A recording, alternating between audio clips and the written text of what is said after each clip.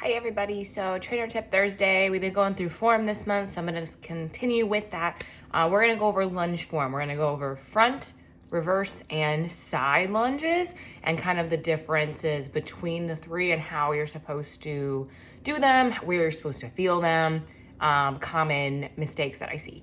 So we're gonna start with a side lunge just because I'm facing the camera. So for a side lunge, we wanna start with our feet together. We wanna make sure that we're in that proper posture as we start. All we're gonna do is we're gonna step straight out to the side. So you'll notice my feet are parallel to each other. My one foot is not pointing out. I'm not going to lift this foot off the ground as I hinge toward the side. And then all I'm doing is making sure that my knee stays in line with my foot. What I see a lot is this knee as it kind of blends in with my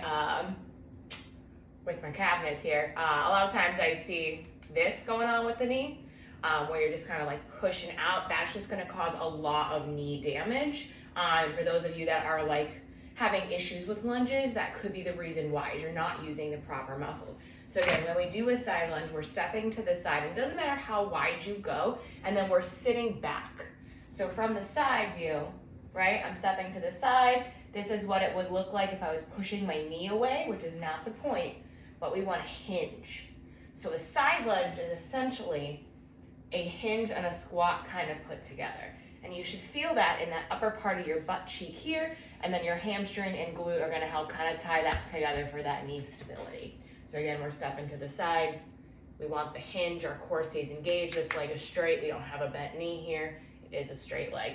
And it would be the same thing if we did the other side. We're hinging down again. It doesn't matter how wide the step is. What I also see is a lot of people dropping their chest toward their knee. Obviously, depending upon how big your torso is, like if it's a taller torso or a shorter torso, if you have longer legs, shorter legs, you may have your chest go a little bit, more forward than mine.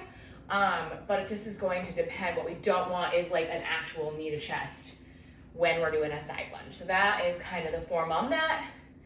Again, some common mistakes that I see. So you can always look down, you can always use the mirrors, especially in the Glenville location, to see and check your form. Because not all the time can I always get to everyone, neither can any trainers. If we're having a full class, it's kind of hard to individually fix people in 45 seconds. So make sure you're looking out for yourself. If you're feeling knee pain, if you're feeling things where you shouldn't, flag us down so we can help you, okay? Next one is going to be a forward lunge. So I'll start from the front view. What I see a lot is people going really toe heavy. I'm gonna back that up here. I see a lot of people going toe heavy, where all of their weight goes into the ball of their foot as they lunge. Now, when you do that, it's all gonna be in the knee. Instead of a forward lunge being a knee stabilizing exercise, which is what it is, it becomes something that causes you pain instead. A lot of times what I also see is from the side view. I'm gonna sneak over this way.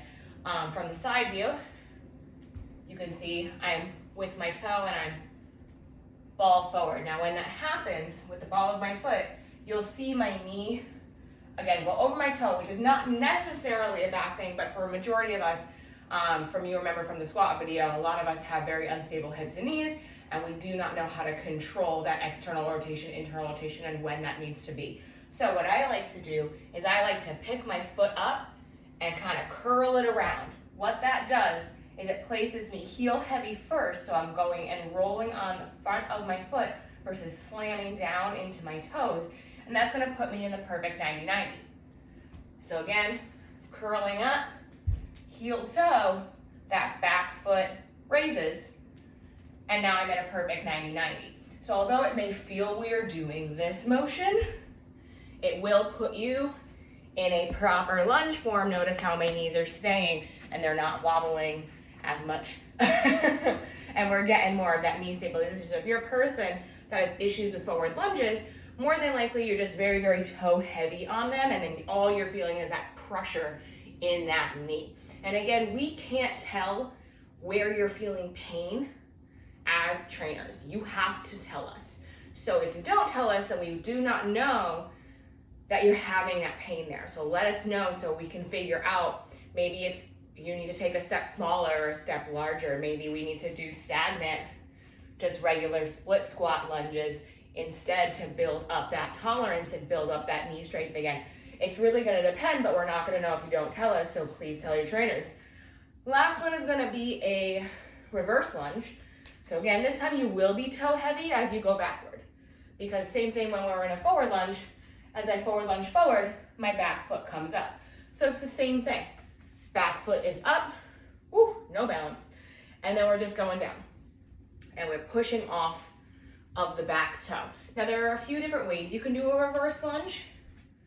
Normally I never see any issues with reverse lunges except for maybe the people that are going a little bit too small of a step, where you end up kind of like this instead of in that full 90-90, right? 90-90.